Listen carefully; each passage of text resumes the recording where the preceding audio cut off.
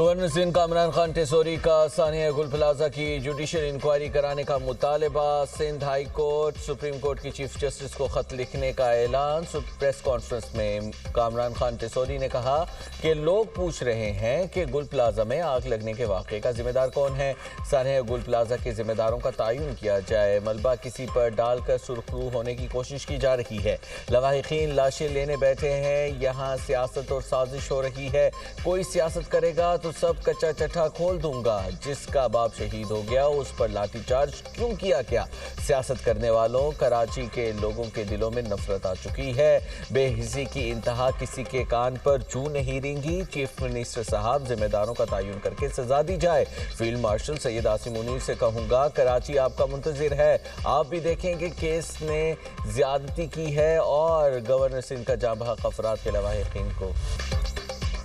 امریکی صدر کا غزہ بورڈ حقیقت بن گیا۔ پاکستان سمیت 19 ممالک کے سربراہان کے مسودے پر دستخط۔ وزیراعظم شہباز شریف نے امریکی صدر کے غزہ بورڈ آف پیس کے چارٹر پر دستخط کر دیے۔ وزیراعظم شہباز شریف اور امریکی صدر کے درمیان خوشگوار گفتگو۔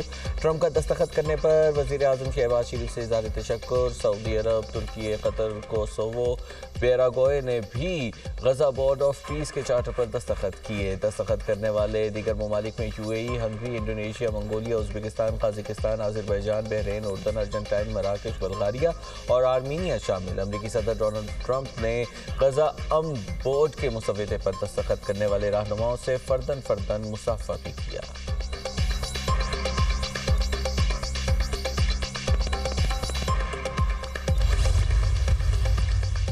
غزہ بورڈ آف پیس میں شمولیت پر تمام ممالک کا مشکور ہوں۔ حماس غیر مسلح نہیں ہوگی تو اس کا خاتمہ کیا جائے گا۔ امریکی صدر ڈونلڈ ٹرمپ کا واضح پیغام۔ ٹرمپ کے داماد جیریڈ کشنر نے غزہ کی تعمیر نو کے لیے جامع منصوبہ پیش کر دیا۔ جیریڈ کشنر نے غزہ کے لیے 4 مرحلوں پر مشتمل ماسٹر پلان پیش کیا۔ نئے رفح میں 1 لاکھ سے زائد مستقل رہائشی یونٹس بنانے کا منصوبہ۔ 180 سے زائد ثقافتی اور مذہبی مراکز قائم کیے جائیں گے۔ 200 سے زائد تعلیمی ادارے اور 75 سے زائد طبی مراکز بنانے کی تجویز۔ رفح کے لیے نیا ترقیاتی منصوبہ تیار ہے۔ غزہ اور مصر کے درمیان رفح بارڈر کراسنگ آئندہ ہفتے کھل جائے گی۔ نیا غزہ 2 سے 3 سال میں تعمیر ہو سکتا ہے۔ نیا غزہ امید، صنعت اور ترقی کا مرکز بن سکتا ہے۔ 2035 تک غزہ کا GDP $10 ارب سے زائد ہونے کا تخمینہ۔ منصوبے کے تحت 5 لاکھ نئی ملازمتیں پیدا ہونے کی توقع ہے۔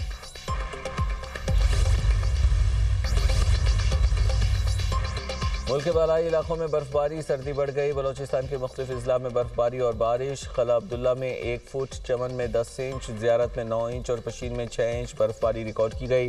کوئٹہ، مستونگ اور قلات میں بھی روئی کے گالوں کی برسات۔ زیارت میں پارہ -7، کوئٹہ میں -6 ریکارڈ کیا گیا۔ خیبر پختونخوا کے بھی کئی علاقوں میں بارش اور برف باری اور اکثری کے مختلف علاقوں میں برف باری کا سلسلہ جاری۔ وادی تیرہ میں متعدد گاڑیاں پھنس گئیں۔ ابرآباد میں شدید برف باری کی وجہ سے ہزارہ موٹر وے، اچھڑیاں اور پل بٹ گرام سے بند، جبکہ سڑکوں پر پھسلن اور برف جمع ہونے سے آمد و رفت شدید متاثر۔ ریسکیو آپریشن جاری۔ پاک فوج کی بھی شہریوں کے لیے امدادی سرگرمیاں جاری ہیں۔ آزاد کشمیر کے پہاڑوں پر بھی آسمان سے سفید موتی برسے۔ وادی لیپا، بالائی نیلم، گنگا چوٹی، پیر چناسی، پیر حسیمات اور دیگر پہاڑی علاقوں پر برف باری۔ رابطہ سڑکیں بند۔ ملکہ کوثر مری میں اب تک 4 انچ تک برف پڑ چکی۔ گلیات، متھیا گلی، ایوبیہ، ٹھنڈیانی میں بھی برف باری۔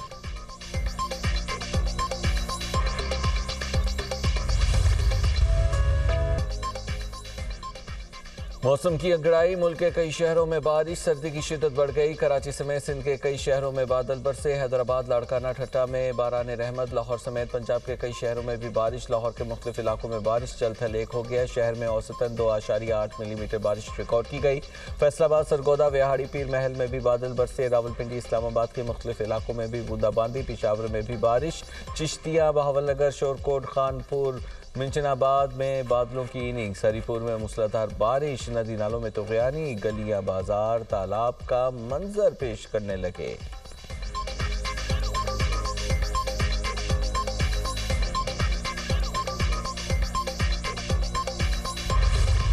کراچی میں آگ سے تباہ گل پلازہ سے انسانوں کی باقیات ملنے کا سلسلہ جاری، مزید 5 لاشوں کے اعضاء اسپتال منتقل، جاں بحق افراد کی تعداد 67 ہو گئی، 77 لاپتہ، ترجمان محکمہ صحت کے مطابق 67 لاشوں کا پوسٹ مارٹم مکمل ہو گیا، 6 لاشیں مکمل تھیں، ایک کو شناختی کارڈ سے شناخت کیا، 8 افراد کی شناخت ڈی این اے سے ہوئی، لاشوں اور اعضاء سے 45 ڈی این اے کے نمونے حاصل کیے گئے، ملبہ اٹھانے کے دوران دوبارہ لگنے والی آگ کو بجھا دیا گیا، عمارت کی بیسمنٹ سے دھواں نکالنے کے لیے بڑے پنکھے لگائے گئے۔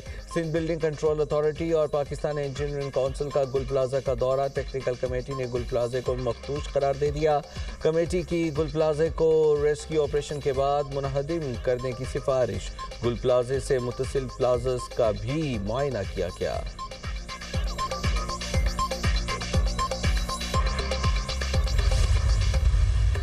سانحہ گل پلازہ کے بعد سندھ بلڈنگ کنٹرول اتھارٹی کی پرتیاں، شہر میں فائر سیفٹی انتظامات پر عمل درآمد کرانے کے لیے اقدامات شروع کر دیے، گل پلازہ کو مسمار کرنے کی معاونت کے لیے 16 رکنی 4 ٹیمیں تشکیل دے دی، ضلع جنوبی شرقی اور وسطی میں عمارتوں میں آتش زدگی سے حفاظتی انتظامات کے سروے کے لیے 3 ٹیمیں تشکیل دے دی گئیں، متعلقہ ٹیمیں آتش زدگی کے حوالے سے حفاظتی اقدامات یقینی بنانے کا جائزہ لیں گی، عمارتوں میں آگ بجھانے کے آلات ہنگامی راستہ فعال ہونے کا جائزہ لیا جائے گا، ٹیمیں عمارتوں میں فائر الارم اور عملے کی تربیت کا بھی جائزہ لے گی۔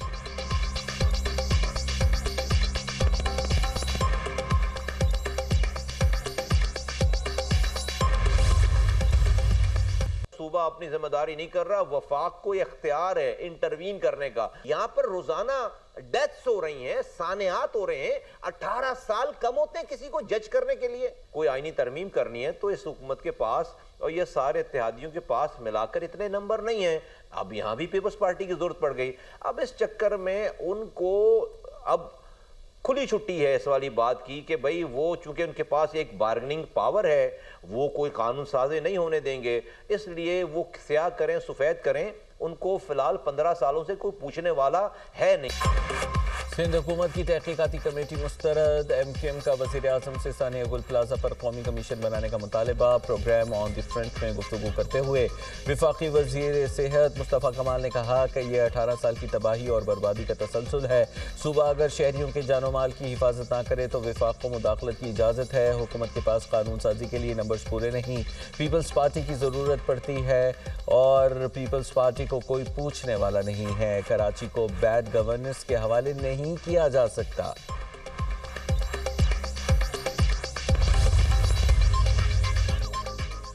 گھی سیدھی انگلی سے نہیں نکل رہا، ترمیم آ رہی ہے، خواجہ اظہار الحسن کی پیش گوئی، متحدہ رہنما نے پروگرام دنیا مہر بخاری کے ساتھ میں گفتگو کرتے ہوئے کہا 27ویں آئینی ترمیم نے مزید ترامیم کا راستہ کھول دیا، کم از کم 3 ترامیم آئیں گی، سب ٹھیک ہو جائے گا، پیپلز پارٹی نے سندھ کو برباد کر دیا، جیال قادر مندوخیل بولے، ایم کیو ایم ہر حکومت میں شراکت دار رہی، جبکہ خواجہ آصف اسمبلی میں 18ویں ترمیم پر وار کر رہے ہیں، وہ سندھ حکومت کے زخموں پر مرہم رکھنے کے بجائے نمک چھڑک رہے ہیں۔ 2012 میں مصطفیٰ کمال کے لوگوں نے بلدیہ فیکٹری کے مالکان سے 15 کروڑ مانگے تھے، رقم نہ دینے پر فیکٹری کو تالے لگا کر مزدوروں کو زندہ جلا دیا تھا۔ حماد صدیقی آج بھی روپوش ہے۔